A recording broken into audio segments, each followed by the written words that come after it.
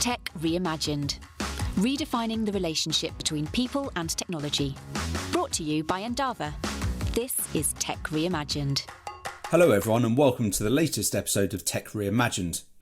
Today I'm happy to say that we have Viola Llewellyn on the show. Currently, Viola is the president of Ovampa Solutions and she's won several awards for her contributions to the industry. She's been recognised in the Women in FinTech Power List by Innovate Finance, the Top 100 Women in FinTech by Lattice 80, and is also on several boards as an expert advisor. That includes the European Women's Payment Network, African Women in FinTech, and the Women's Economic Imperative Initiative. Viola, welcome to our podcast.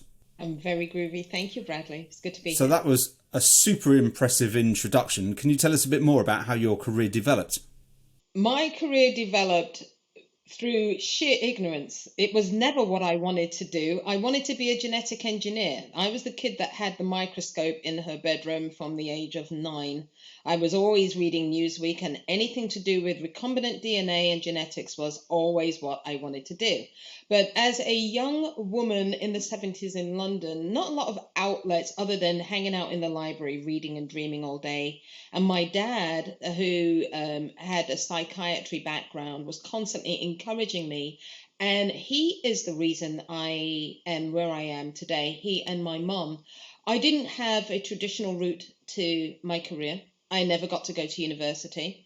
I did a BTEC in lab technology. Lots of things happen to me that often happen to women to derail the most glittering careers. And for women, especially in tech, reinventing yourself on a consistent basis isn't just about aligning yourself with the next innovation. It's about having to plumb the depth of your skill, soft skills, real skills, personality, your deepest fears in order to come out on top. And that's the journey that I've had. I had started out with a scientific mindset from my dad and through school, and I carried it through to where I am today. I'm really looking forward to talking a bit more about each of those elements through today's podcast. So today we're going to be talking about the topic that's near and dear to all of us at Endava, and that's the future of influence of women in technology. So you're clearly an advocate for women in technology, and especially with your latest accolade reflecting in making the top 100 women in fintech. So first of all, a big congratulations in that. But can you tell us who was your mentor into where you've ended up here today? You know, Bradley, now that I think about it, the women who influenced me were either close friends or in my family, but not career-wise. Career-wise, I stole and siphoned mentorship off men here in the United States and in England a little bit, because I left England when I was 26, without them knowing. So it's almost self-guiding. People don't always realize they're offering mentorship sometimes. After all, what exactly is mentorship? If somebody comes to me and says, oh, can you be my mentor? First thing I'm going to say is, no, you're scaring me. You're asking me now to commit to do something that I already feel overwhelmed with. But if a friendship and an alliance naturally and organically develops, then there is a natural interest in seeing that person do well. And that's what helped me. Here in the United States, I worked for a lobbyist who ended up going to prison, quite famously, who had a huge impact and influence on me as it relates to learning how to negotiate and understanding what it means to consolidate power and have individuals want to do favors for you. That was really, really important. Then the boss I had when I worked in advertising, Greg, was a stickler for communication and perfection. When I left England, I had been in hardware sales and marketing. That's what I knew. I came to America and I learned account management, customers, and communication. I was a really bad writer back then. I'm much, much better now. And then subsequent to that, the individual who headhunted me gave me a platinum card and said, hey, go and build this investment company while I'm in Saint-Tropez. Everything I learned about what not to do stood me in great stead. So it's been a great blending of happenstance from places and having, and I'm going to say it, the sheer bloody mindedness to want to do as well as I possibly could. And that's the thing that a lot of women may not feel comfortable saying, I want it to be the greatest thing that ever walked the earth. We're not actually trained to say those things, but I secretly used to want that. And I actually still do. And so do many others, both men and female. So stealing mentorship has gotten me where I am. Congratulations for a start. It's really interesting for us that we interview lots of very senior people within the industry and ask them about their mentors through their career from the very beginning to modern day, and it's amazing how many of them reply with, I've got lots of mentors, but they don't know that they're my mentor. Yes, it's just observing people is just phenomenal, isn't it? And that includes positive mentors about, I just want to talk in the way that they talk and their other skills, and also I don't want to be like that other person over there as well. I will do everything to avoid that. That actually has a very powerful impact on me. Human beings are wired to be responsive to what feels good, and not feeling bad feels good as well. I know that's a bit of a twisted comment, but I've watched bosses and individuals, including the one that went to prison, do horrific things that gave me wonderful guideposts along the way. Like, don't do X, Y, and Z. It's a bad idea. So I'm grateful to all of it, good and bad.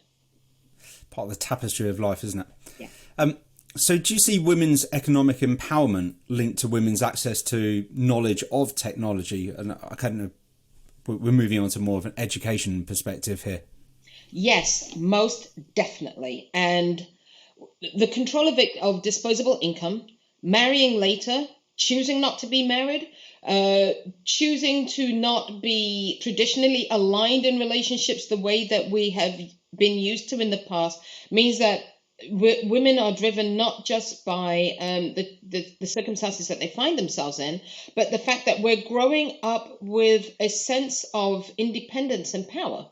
It's being congratulated. Now, from the Africanist perspective, which is my favorite perspective, because that's who I can't stop being, we are trained from a very early age that you must be good at everything. And my dad was the one that always said, as a black woman, you're going to have to always be 3 times better than everybody else, because it's going to be that much harder for you.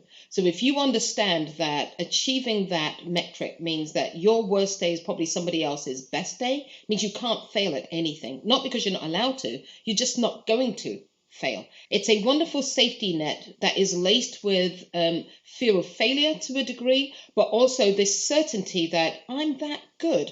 But it takes you a while to step into those shoes psychologically and actually believe it and stop allowing imposter syndrome to derail you. But the thing that happens after that, beyond just running around saying, I'm absolutely brilliant, is you must have the chops to deliver extraordinary results, to do things that are globally recognized as, yeah, that's the bomb, actually. And if you don't do that, to be at least able to have a large group of individuals absolutely dislike you, that means you've done something right. Why are we still talking about gender imbalance in 2021? Well, why hasn't it just disappeared by now? But we're all working from home. We're all in exactly the same position. We're all connected to the internet, launching businesses, etc. Why are we still talking about gender? I think it's like looking at a swing or a seesaw. The extremes have us cantilevering on a fulcrum. I don't think that it is natural in nature to have complete stasis. It's not going to happen.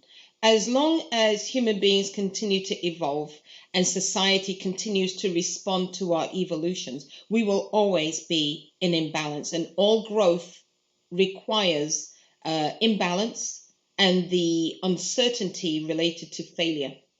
We are not going to have gender parity the way we keep imagining it. We'll have moments of it. We will have outcomes that said men and women work together on an equal footing to produce a particular result.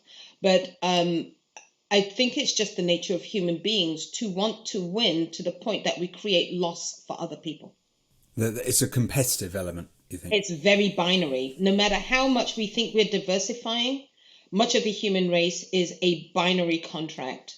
Win, lose, black, white, tall, short, male, female, rich, poor. There is a continuum in the middle. But we tend to seek the extremes in order to just be seen, to be noticed, whatever the case may be. That's been my experience and the way I frame the world to understand it. So your business focuses on the African continent. Mm-hmm. What's the gender diversification like over there in business? It's deceptive. The World Bank and other groups keep on producing numbers that I don't think really make sense. They produce these numbers and these reports around gender diversity and all the rest of it so that groups like governments, policymakers, regulators, and other startups will take that information, that data, and say, all right, this is what the World Bank and IMF have said, so therefore we'll go and build our businesses and our startup idea and thesis on this. But when I spoke with the World Bank, I told them you need to stop producing these reports that don't have anything to do with you sitting down and having a conversation with the individuals who are affected by these statements that you make and are sitting in the hands of large organizations that start to make arbitrary decisions based on the fact that they've got your green stamp on it. That's just not going to work. So in Africa, the gender parity is actually, I think, more sophisticated than in the rest of the world. Take Nigeria, Rwanda, Mali, Sierra Leone, Liberia. These countries have had female leadership, even Angola. And we've got countries like Rwanda where the government has finally hit, I think, almost a 50-50 parity in terms of female leadership. The next level that needs to be seen more visibly is banks creating products and stating this has been developed for women and here's the data that proves that it works and here are the indicators and the scales that show that women's wealth has increased. We don't have enough of that yet, but Africa doesn't have the same perspective societally on male and female. We still have areas where it's a matriarchal group. Avamba's done a lot of investigation into tribal and ethnic data to embed it into our risk models to understand these things in their reality versus what's imported in to be comfortably understood and not make people feel bad. And from our own portfolios and the data that we've done, it shows what everybody else knows.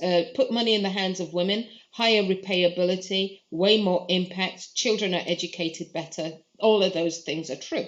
But I want us to start looking at a slightly more uncomfortable fact around women and empowerment, and that is size of her bank account, the things that she's buying, vacations that she's taking, what wealth markers are we seeing, what luxury good consumption, especially if she's single versus in a marital group, and from the African perspective, what happens to women in polygamous situations? How is their wealth affected?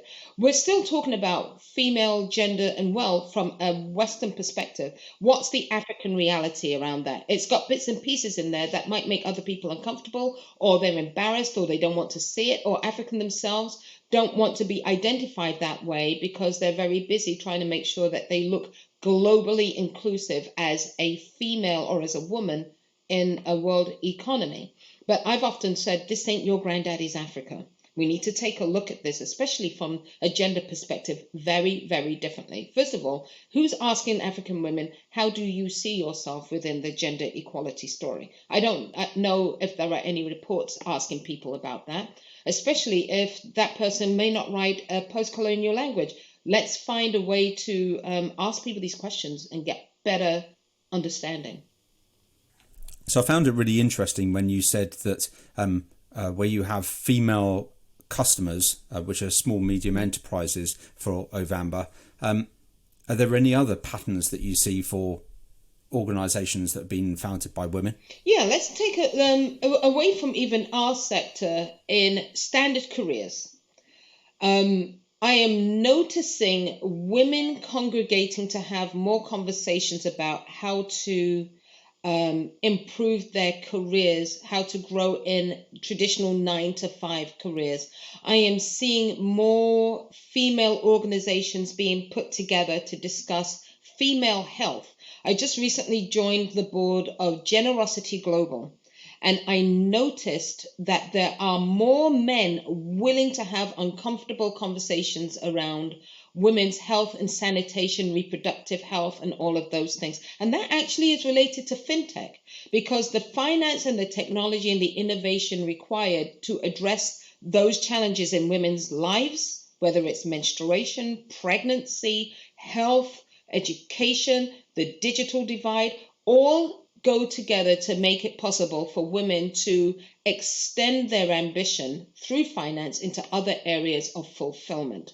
So I'm seeing a pattern where there are more men wanting to engage and help and be part of the development and the growth of their daughters, their mothers, their sisters, or just women in general, or wanting to change how they operate and manage women in the workplace. And I should really say work together with, because that's also another tendency and a pattern I'm seeing. Women are wanting to come out from underneath the underneath. They're looking to be either equal, and they're becoming comfortable with saying, and I want to be the boss in charge of absolutely freaking everything. These are trends. They're not scientific trends, but they're conversations that are taking place. So finally, Viola, can you tell us what is your golden nugget of advice to girls of today that are either at school or just graduating from university and are going to be joining the workplaces of the future? What a delicious question. Yes, let me explain and let me tell you, young women, what you need to know. Changing your mind is scientifically and economically smart. If you buy an asset that is failing in its return on investment, you would drop it. The same with ideas. We are often told that we are finicky, we are fickle, we are flaky, and so therefore women, they will say things like, oh, you're changing a mind just like a woman. Actually, it's a powerful thing to do, to be able to say, I have revised my opinion based on current learnings and I've changed my mind. But when you change your mind, ensure that it's followed up with, this is what I think we ought to do, and if I'm wrong, this is my next step. So frequently, when you change your mind, have 2 or 3 steps that are involved in that mind changing. Not, I changed my mind, I don't know what to do. Next thing, you must seek power. Power is where the money is. The closer you get to the money, the faster you get your hands on money, the more power and control and decisions you make, the more you're perceived as the boss. Being perceived as a boss is a powerful move. This is why sometimes ridiculously stupid people are in charge, is because they have their hands on the money, not because they know better. And then the other thing that I would also say to women that is incredibly important is, do not allow the things that happen to you that cause doubt to be a reason to stop. Do it anyway. Fail forward, make lots of mistakes. Assume leadership whenever you can by offering to do the things that are difficult and be comfortable failing. Yeah, there's loads of examples throughout history of exactly that, about learning through failure and trying again and getting up again. Definitely. And your point on imposter syndrome, everybody in the industry, no matter how senior and how junior they are, everybody has the same. I think it's just how you internalize that's the difference. Thank you so much, Viola. Thanks for the powerful and insightful conversation that we had today. To all of our listeners, thank you for tuning in. Please don't forget to like, share and subscribe to our Tech Reimagined podcast. Please contact us if you have any questions, comments or any other feedback. Please use the contact form on the Endava website, endava.com, or use any of the social media networks. Until next time, have a great week. Tech Reimagined. Redefining the relationship between people and technology. Brought to you by Endava. This is Tech Reimagined.